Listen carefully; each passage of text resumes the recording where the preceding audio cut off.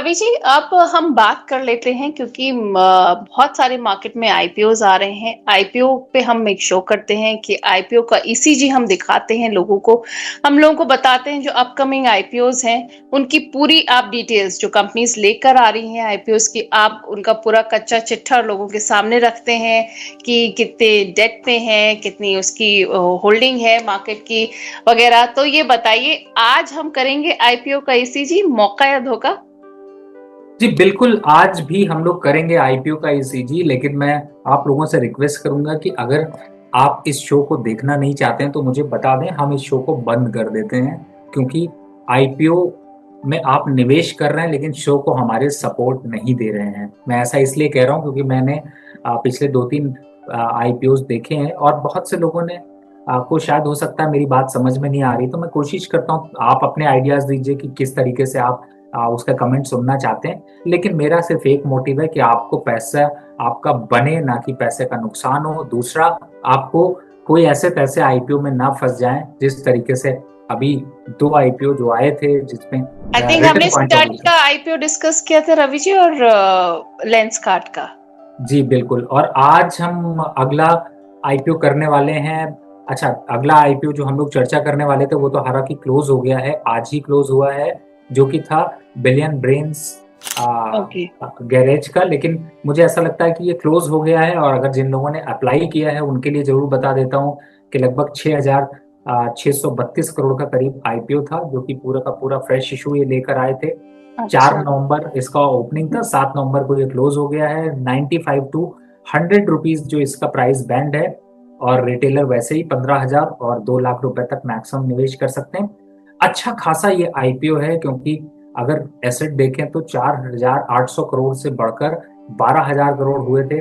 Profitability की तरफ अगर देखते हैं तो भी आपको 457 करोड़ से प्रॉफिटेबिलिटी बढ़ के इनकी जब बढ़ी थी तो वो अराउंड जो है वो 800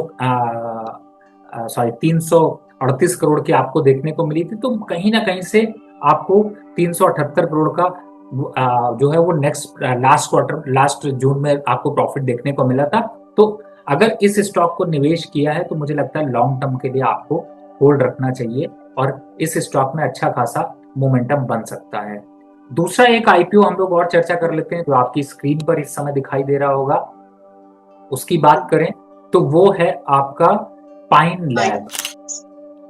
अब पाइन लैब का जो आईपीओ है वो 7 नवंबर को यहाँ पर ओपन हो रहा है, यानी कि आज ओपन हुआ है, 11 नवंबर को क्लोज होगा। जो टोटल पैसा इकट्ठा करना चाहते हैं पाइन लैब वाले, वो करना चाहते हैं लगभग 39 करोड़ रुपए का, और पूरा का पूरा फ्रेश इशू है। 7 नवंबर, चूंकि यहाँ पे अगर मैं रिटेलर के हिसाब से बोलूं तो आपको करीब 15,000 रुपए लगा सकते हैं मिनिमम, जिसमें 67 शेयर का एक बास्केट होगा, एक लॉट होगा। और मैक्सिमम केस में रिटेलर अगर लगाना चाहते हैं तो करीब 2 लाख रुपए के आसपास लगेंगे। शेयर का जो प्राइस है वो है 210 रुपए से 221 रुपए का, और इस कंपनी के जो एम्प्लॉइज हैं उनके लिए 21 रुपीज का यहाँ पर डिस्काउंट। डिस्काउंट भी आपको देखने को मिल रहा है। अब आते हैं इसके फाइनेंशियल की तरफ, एक बार को बढ़ें उससे पहले ये भी समझ लें कि कंपनी करती क्या है। जैसे नाम से आपको पाइन लैब से क्लियर है कि इनका जो पूरा का पूरा जो सोल्यूशन है वो इंडियन मर्चेंट कॉमर्स प्लेटफॉर्म है। तो लेकिन पर पॉइंट ये है कि क्या ये कंपनी इतनी वायबल है कि इस 200 रुपए को आपको लेना चाहिए।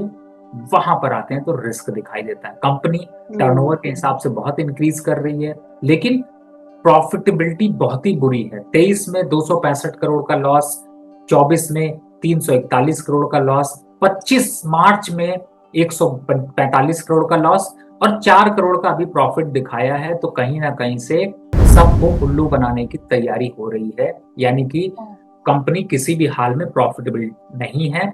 बोरोइंग कॉस्ट डबल हो चुकी है, फंडामेंटल बहुत ही पुअर हालात हैं, और कहीं ना कहीं से ये आईपीओ आपको धोखा दे सकता है। तो इस आईपीओ की तरफ आपको देखना भी नहीं है। ग्रे मार्केट प्राइसेस बहुत ज्यादा कुछ राइट नहीं होती हैं, आपको थोड़ा सा जरूर वोलेटिलिटी दिखाती है, लेकिन ये एक उसके थ्रू मैनेज किया जाता है, और इसी वजह से आपको थोड़ा बहुत गिरे मार्केट प्राइसेस देखने को मिलता है, लेकिन इसमें वो भी निगेटिव दिख रहा है, 5 रुपए का, पहले 12 का था, लेकिन फिलहाल कोई सेंटिमेंट नहीं है। तो आपको यहाँ पर इस आईपीओ से बनानी चाहिए दूरी।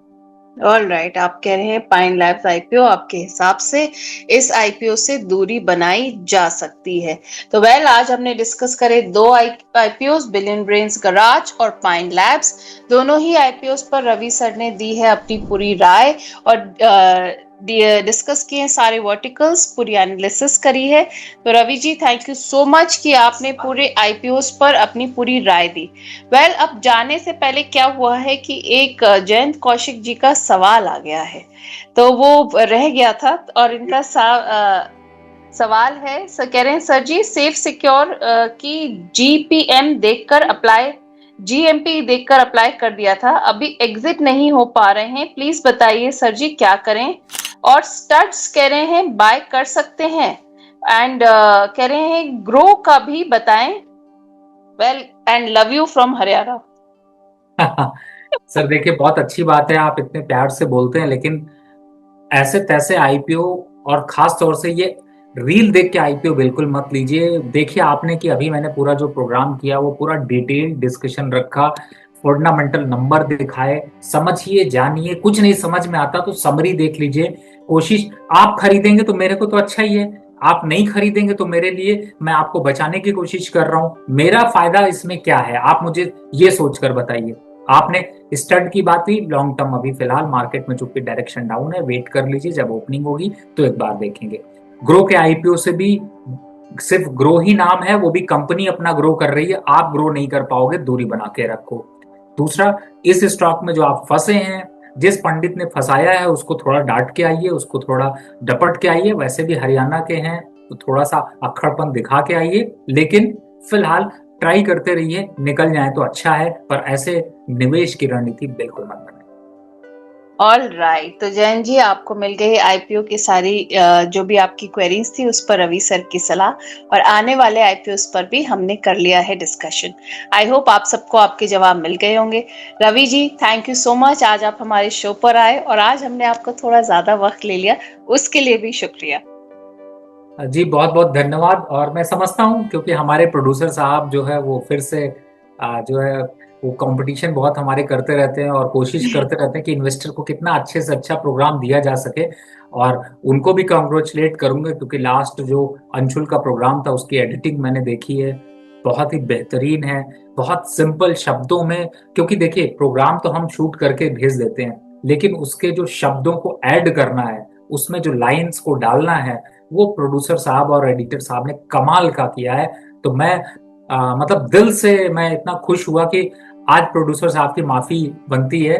और मैं इसलिए माफ करने की बात कर रहा हूँ कि अगली बार मैं जो है वो शो जो है वो 35 मिनट से ज्यादा नहीं करूंगा। अरे रवि जी, ऐसा मत कहिए, ये आपने जितनी मतलब हौसला अफजाई करी, जितनी आपने अप्रिशिएट किया, उसके लिए थैंक यू सो मच हमारी पूरी टीम की तरफ से। बट मैं आपको कह दूं, जो हमारे दर्शक हैं वो भी बहुत ज्यादा, जब आप आते हैं तो बहुत बड़ी तादाद में जुड़ते हैं, बड़े सारे सवाल भी रहते हैं उनके आपके लिए, तो इसीलिए हम थोड़ा सा आपका टाइम एक्स्ट्रा ले लेते हैं।